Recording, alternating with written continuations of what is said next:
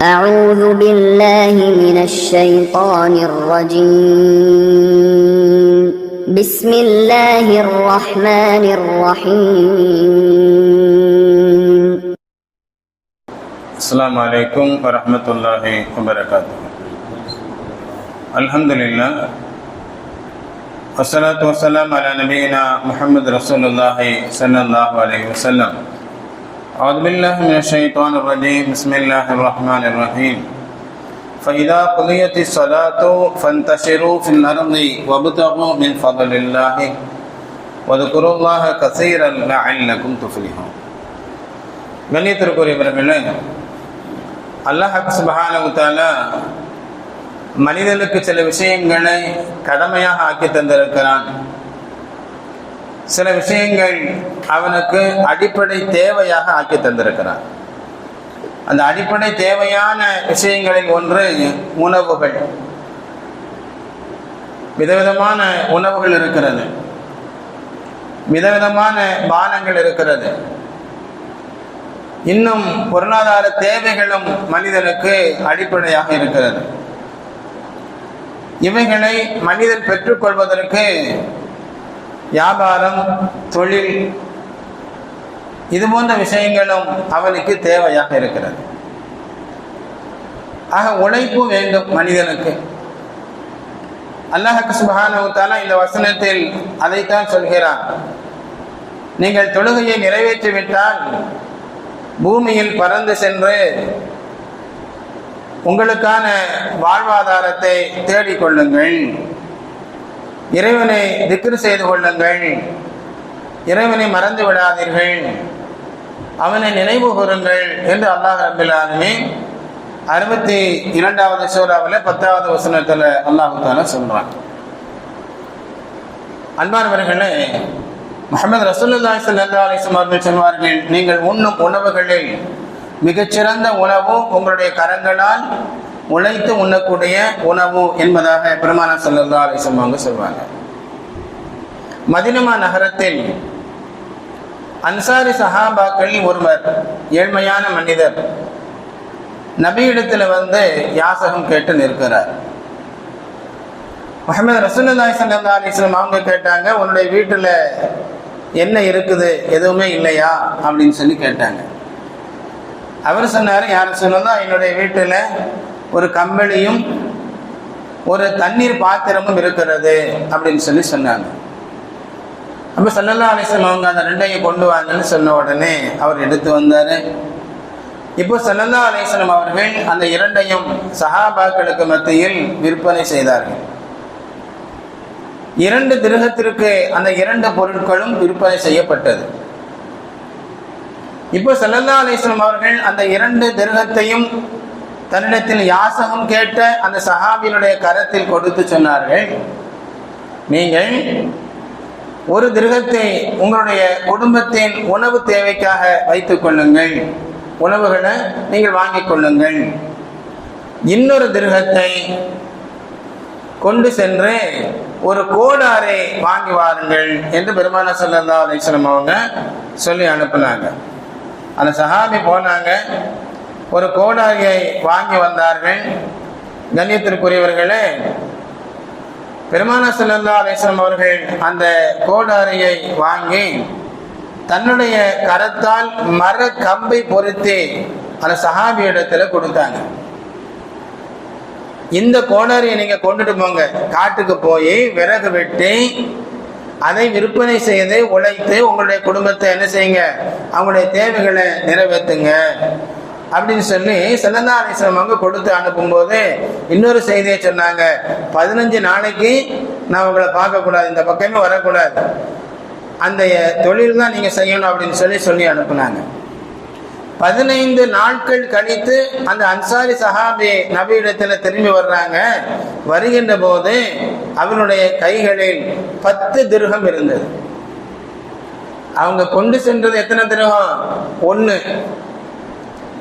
ஆனால் அவர்கள் அந்த கோடாரியை கொண்டு சென்று காட்டில் சென்று விறகு வெட்டி விற்பனை செய்து அதுல 15 நாட்களில் தன்னுடைய குடும்பத்தின் தேவை போக 10 திர்ஹத்தை மிச்சமாக கொண்டு நபி இடத்துல வந்தாங்க. ஸல்லல்லாஹு அலைஹி வஸல்லம் அவர்கள் மனம் மகிழ்ந்து சொன்னார்கள், யாசகம் கேட்கின்ற போது உன்னுடைய முகத்தில் ஏற்படுகின்ற கரும்புள்ளியை விட கடுமையாக உழைத்து உண்பது இருக்கிறது, இது ரொம்ப சிறந்தது என்றார்கள் பெருமானார் ஸல்லல்லாஹு அலைஹி வஸல்லம். அப்ப ரப்பிடத்தில் மட்டும்தான் கரம் ஏந்த வேண்டும், கையேந்த வேண்டும். பிற மனிதனிடத்தில் என்ன செய்ய வேண்டாம், கையேந்த வேண்டாம். சுயமரியாதை ரொம்ப முக்கியமானது. உழைத்து உண்பது அல்லாஹ்விற்கும் அல்லாஹ்வுடைய தூதருக்கும் ரொம்ப பிடித்தமானது. சையதுனா தாவூத் அலைஹிஸ்ஸலாம் அவர்கள் ஒரு இறை தூதர், பலவிதமான சிறப்புகளுக்கு சொந்தக்காரர். அதுல ஒரு சிறப்பு என்ன அப்படின்னு சொன்னா, அவர்களுடைய குரல் ரொம்ப இனிமையான குரலாக இருக்கும்.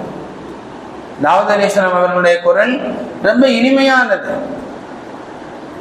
அல்லாஹ் சுப்ஹானஹு வ தஆலா அவர்களுக்கு இன்னொரு சிறப்பை கொடுத்தான், ஆட்சி அதிகாரத்தை கொடுத்தான். ஆட்சி அதிகாரமும் அவர்களுக்கு இருந்துச்சு. மூன்றாவது, அவர்களுக்கு இன்னொரு சிறப்பு, இரும்பை மென்மையாக ஆக்கக்கூடிய ஒரு ஆற்றலை, ஒரு சக்தியை அல்லாஹ் தாவூத் அலைஹிஸ்ஸலாம் அவங்களுக்கு கொடுத்தான்.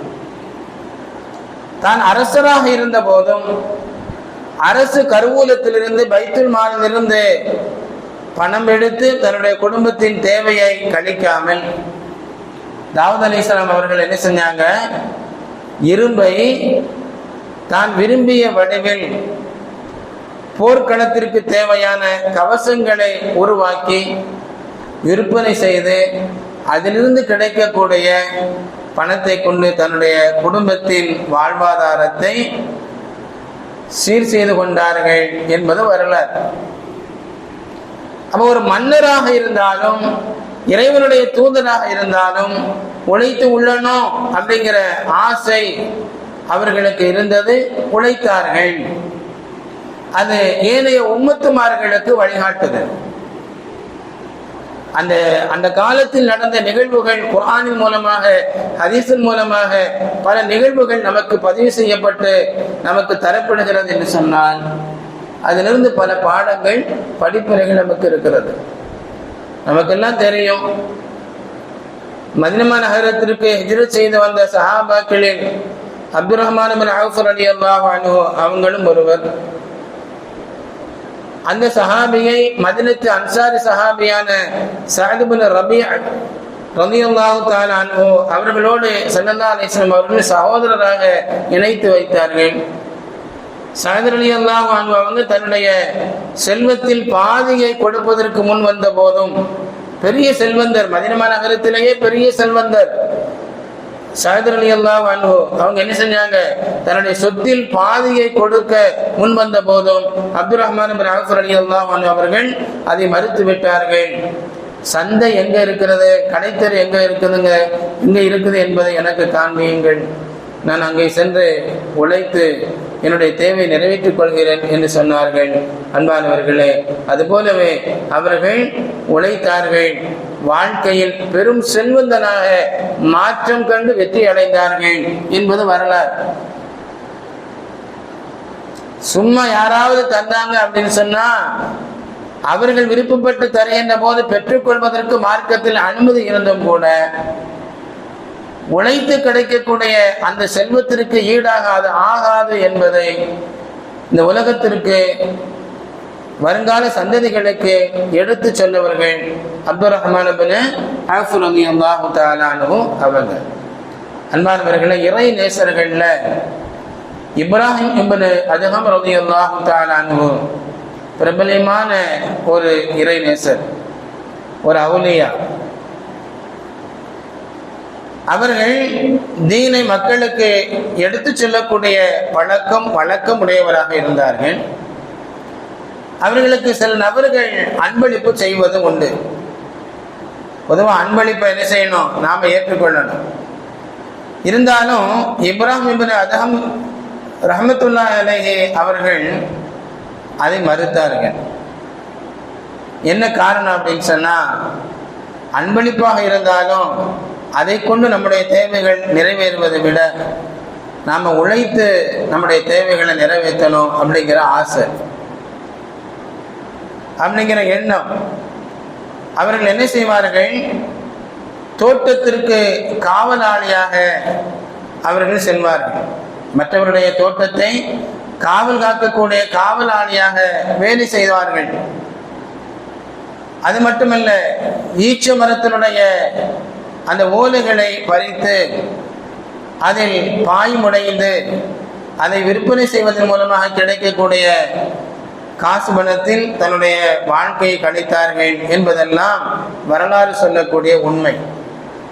ஆக அன்பானவர்களே, இறை தூதராக இருந்தாலும், இறை நேசர்களாக இருந்தாலும், ஏழ்மையான மனிதராக இருந்தாலும், வாழ்வில் உழைத்து முன்னக்கூடிய அந்த பண்பை நாம் பெற்றிருந்தால் இன்ஷா அல்லாஹ் உயர்வு என்பது நிச்சயம் கிடைக்கும்.